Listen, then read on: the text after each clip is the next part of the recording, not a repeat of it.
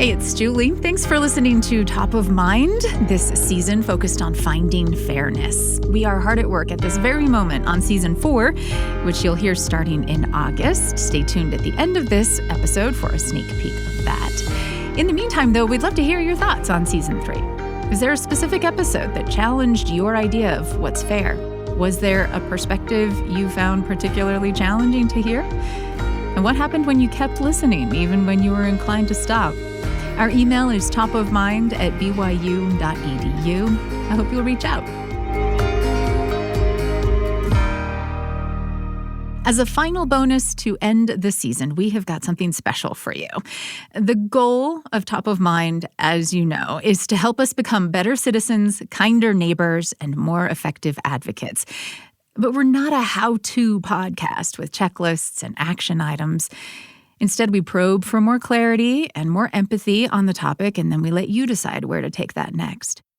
But our guests often do give us practical advice that's pretty great. So we decided to put all of those moments together for you from the season into this one episode. On the how to be a better citizen front, it doesn't get more direct than concerned mom turned environmental activist Katie Bryant's advice. Katie is co-founder of the grassroots North Carolina advocacy group Clean Haw River. We featured her in episode 4 with the title, Who's Responsible for Combating Pollution? I would say getting involved in your community and showing up, even if you just put like one or two, town hall meetings on your agenda for the year, just going and listening to what's happening, because you will be surprised what goes on behind the scenes and gets brushed under the rug that you might have knowledge on or maybe some interest in. You might be that puzzle piece to the whole problem that your town may not be equipped at dealing with. That's what I wish everybody could do, is to, put a little bit of good back into their communities. In that same episode 4, we spoke with another citizen activist named Teresa Landrum. And she described a community meeting in her Detroit neighborhood in the early 2000s as a turning point. We were at St. Andrew and Benedict's Church, and it allowed us to have our monthly meetings in the basement. And we had a young lady by the name of Rhonda Anderson from the Sierra Club. And she came to us and asked us, did you ever think that your health problems and the health challenges you guys have faced and are going to face is coming from the air that you breathe and the industries that emit pollution and dangerous chemicals into the air? I was taken aback. And the suspicions that I had were now being made concrete in my mind. We didn't know that we could object to that pollution being showered down on us. And she taught us how to organize. She taught us how to watch the air to see if it was black, brown, or orange that day. She taught us to take pictures of how many trucks came through our neighborhood from the industries to and fro. So she was really one of the pivotal changes that happened, because she taught us to have a voice, how to go down to city council and object to our city council giving industry and businesses the right to open up right across from our homes. We didn't know we could do that. We did not have any idea that we could actually become powerful. In episode 7 of the latest season of Top of Mind, we explored the problem of bystanders and why it is that some people step in to help or blow the whistle on bad behavior, while others don't. Being an engaged citizen often requires rocking the boat a bit, or at the very least, going against social norms. So in that episode, author Elizabeth Svoboda talked about an assignment that a famous Stanford scientist used to give his students to train them to take action when nobody else does.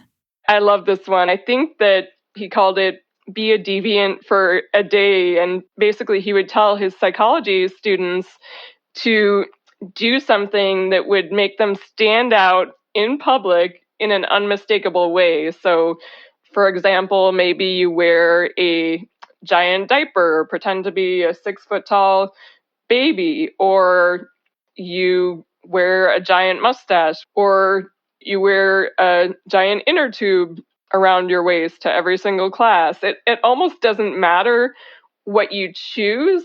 The important thing, I think, was he wanted them to get comfortable with being uncomfortable in public, with going against the norm. That comfort with being uncomfortable, I think, is what underlies so many decisions to behave heroically. Almost by definition, not a lot of people behave heroically because it's hard, because it goes against the grain. So anything you can do in that moment to sort of try on the uncomfortable feeling and get used to the uncomfortable feeling may be really important preparation for you down the line. In another episode this season, episode 8, we heard about a school district in Gilbert, Iowa, using this very idea of practicing doing uncomfortable things to train teenagers to help their peers who are in mental health crisis. Jen Schnormeyer is one of the staff instructors for the district. The teen mental health first aid training coaches kids to recognize when their friends are struggling and to know what to listen for and how to seek help. We asked Jen Schnormeyer if the program has made kids reluctant to express how they're truly feeling for fear of getting reported. But she said, and I really loved how she phrased this, that in their schools, they and the students have decided that, quote, the culture of caring supersedes the culture of spying. So recently, I got a text from a parent, kind of later at night, and it said, hey, my student is worried about student B, and can you reach out to the mom and make sure everything's okay? And I said, absolutely.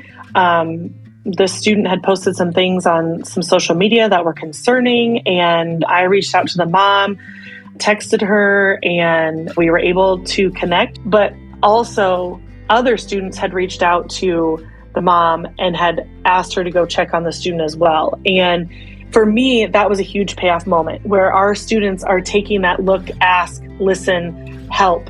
They did it. Like, they did exactly what they were supposed to do. When you're worried, you get an adult involved and you let them handle it. Like, you can't handle this on your own.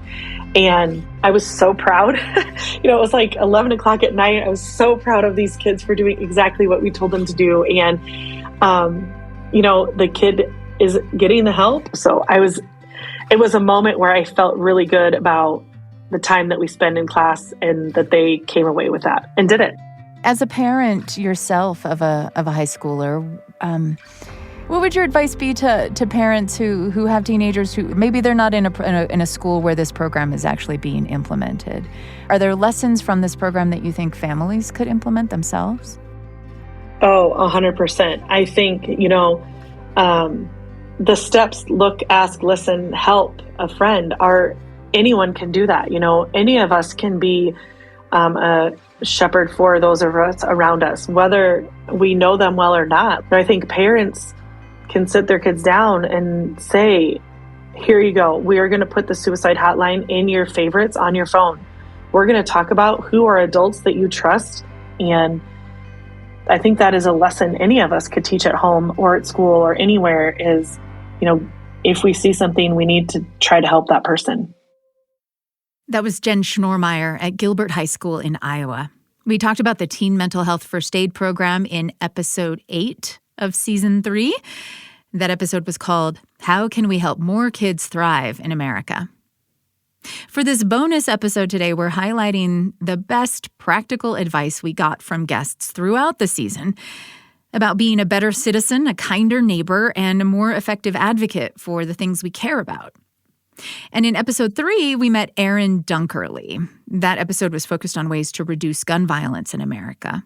The majority of gun deaths in America are, in fact, suicides. That's how Erin Dunkerley's father died and why she became an advocate. So I have learned that it's perfectly okay to, when someone in your life, when you sense that something's off, it's perfectly okay to ask them, are you doing okay? Are you thinking of harming yourself? That the idea of raising the question of, are you considering suicide, does not somehow plant the idea in someone's head. But it is truly a way to help reveal how they are doing. And then encouraging people, no matter what your walk of life is, to have that vulnerability, to have candid discussions with each other. And then if it's your friend or a family member, once you learn, like, yeah, I actually have been thinking things haven't been going so great, but I always have this backup plan, in my dresser drawer. Once you get that information, to really work to pivot that person to some sort of a professional. Another thing I've learned is that the National Suicide Prevention Lifeline isn't just for people who themselves are struggling with suicide. That if someone in your life is struggling with thoughts of suicide, you can call the suicide hotline and get help, get suggestions for how to pivot that person to some sort of a care professional who can help attend to the pain that they're experiencing. The number for the Suicide and Crisis Lifeline, by the way, is 988, if you'd like to program that into your phone or maybe your kid's phone.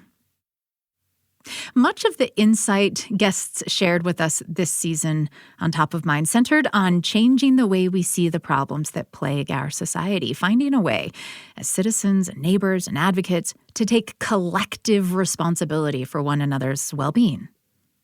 One of the most stunning examples of this came from Azim Khamisa in the very first episode of Season 3, which was about prison and punishment. Azim Khamisa's son Tariq was delivering pizzas when he was murdered by a 14-year-old boy named Tony as part of a gang initiation. Now, Azim Khamisa not only forgave his son's killer, he started a foundation with that boy's family to focus on reducing youth violence. In my heart, I felt compassion for the 14-year-old. Kids at that age shouldn't be playing with weapons and be involved with gangs and crimes and drugs and alcohol. It's easy to obviously feel compassion and empathy for your own child, but somehow I felt we as a society had gone wrong, that the real culprit was not Tony, that the real culprit was societal forces, that Tony was a victim of society. Well, that begs the question, who is American society?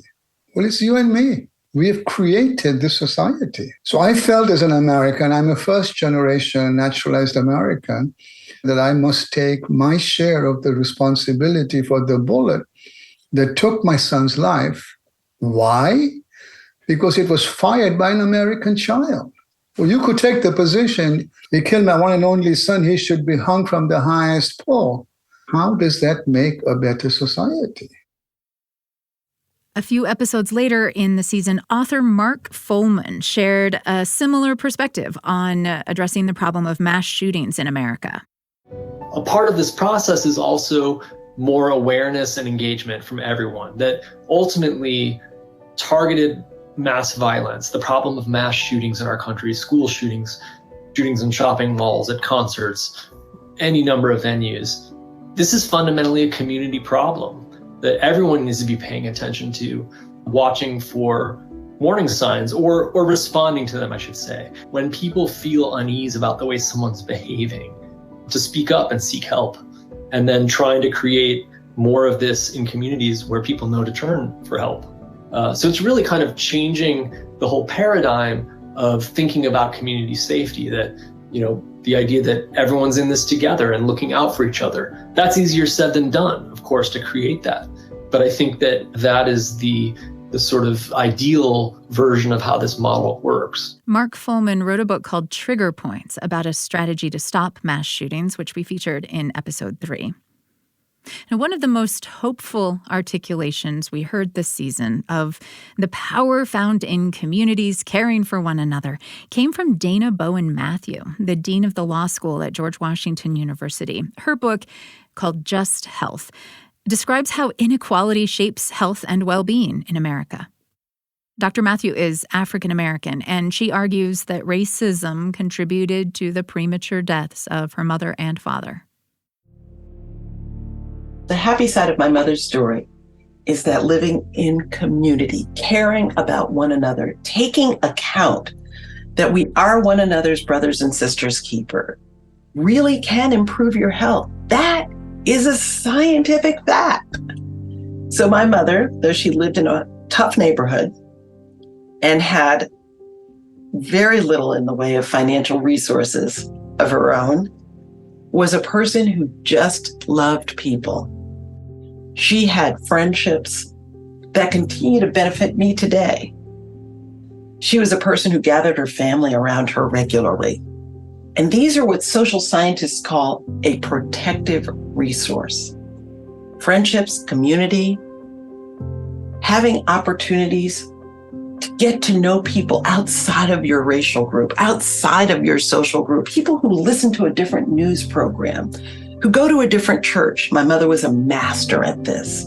And I maintain that's one of the reasons she lived 15 years longer than my father did. What can I do to improve the health of my neighbor? What is within my reach as a member of a community? Everyone has a role to play in making it possible for everyone in our community to have an equal opportunity to be healthy. The mom who's on the PTA and sees that most of the kids that are getting assigned to the international baccalaureate courses or the advanced placement courses are white, or most of the kids that are getting referred to juvenile detention are Black, can step up and say, that's an area that I can influence. These may not be my kids, but I know where this leads, and I'd like to see us change the policy. A person who is an employer in a small business and has the opportunity to take a little less profit for themselves and add a little bit more to the paychecks of those who are working, maybe even more than their competitor is adding, can say, that's a place where I can pay something much more like a living wage. A person who's in a church who recognizes that they are in the most segregated hour of the week in our country might even just say, let's have a discussion group that's not only the people in our church, but in the church next door, so that I can learn. We serve the same God. Why are we so separate? Maybe I'll look at your news program and you can look at mine. Any one of us can make a difference by recognizing, and I'm actually very encouraged by this, by recognizing that any place we fight for equality, even in the way that we vote, any place that we fight for justice, any place that we seek to treat all human beings as equal, we're going to improve just health. That was Dana Bowen Matthew, Dean of the Law School at George Washington University and author of Just Health, Treating Structural Racism to Heal America. She's one of the guests featured in the second episode of Season 3. That episode was called, What Does Justice in Healthcare Look Like? Becoming better advocates for the things we care about requires having those conversations Dr. Matthew calls for, where we seek out people with perspectives that challenge us. And in episode 9, we got specific advice on how to stay in those conversations when the inevitable urge comes to get defensive or walk away. Here's Danielle Weatherby. She's a free speech expert and law professor at the University of Arkansas. The acronym is LEADER, L-E-A-D-E-R. The L stands for listening intentionally. This means shutting down that impulse to craft your internal rebuttal in your mind. We all do it. We're listening, but we're listening only so that we can prove the other side wrong. If you're doing that, you are hijacking the discussion, focused on your own thoughts rather than the speaker's.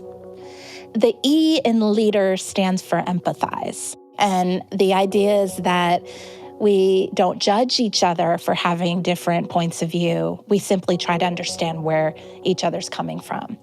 A is for acknowledge. Acknowledge both the common ground and what's potentially a roadblock. So roadblocks are word choice, a generalization, a factual inaccuracy. Identify those and put them aside. And that's where D comes in, defer.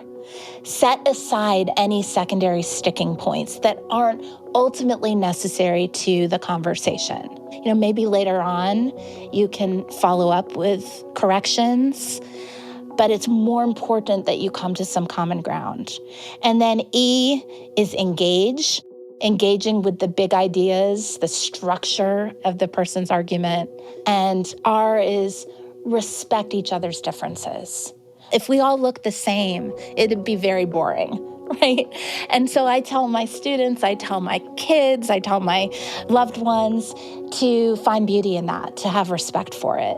And I'm hoping with this tool that maybe we can engage in more civil conversations on matters of public concern. And there you have it, a Cliff's Notes version, or Sparks Notes, or TLDR, or whatever the word is these days, of advice Top of Mind guests offered up in Season 3 to help us become better citizens, kinder neighbors, and more effective advocates. Right now is a great time to binge all the Finding Fairness season episodes, by the way, because we are taking a short break for the summer. We'll be back in August with a brand new season. And here's a taste of what's in store. On Season 4 of Top of Mind, we are assessing assumptions. Could the systems we've built to keep our communities safe and thriving work better if we weren't so set in our ways? I definitely think that we have a baked-in social assumption that the foods we eat are safe, that the drugs we take will help us. Could we make better choices about living and dying if we set certain assumptions aside? It's been shown really clearly that a third of what we do in healthcare doesn't make people healthier. You work really hard as a clinician to be very good at providing technical medical care. And so there is a sense in which pride in your work may drive you to continue pushing. When the person, if they were able to communicate clearly, would say, no, my natural death is upon me, let me go. Whether it's healthcare, economic opportunity, or public safety, we tend to assume the best way to do things is the way it's always been done. Police officers spend much of their time pulling drivers over, for example, because it's their job to keep our streets safe. But do routine traffic stops actually make us all safer?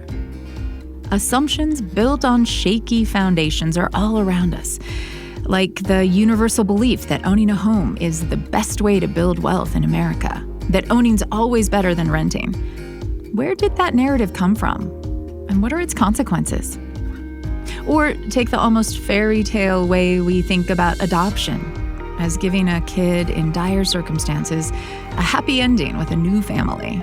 Adoption is really about loss. All of the players in the equation, adoptive parents, birth parents, and adoptees, we all were there because there was some kind of loss. No one can be replaced, through moving a child to a new family. There is this thinking that can all be washed away through this event, and it doesn't work that way. Do the comforting assumptions we have about child welfare in America actually serve children best? Well, you know what they say about assuming things. It makes a you-know-what out of you and me. But assessing assumptions is not about poking holes in everything to leave us feeling frustrated and confused. When we move beyond assumptions, we are better able to make decisions in the best interests of ourselves and others. So on Top of Mind, we're out to become better citizens, kinder neighbors, and more effective advocates by assuming less. Season 4, Assessing Assumptions, starts in August. Can't wait to have you join us. I'm Julie Rose. We'll talk soon.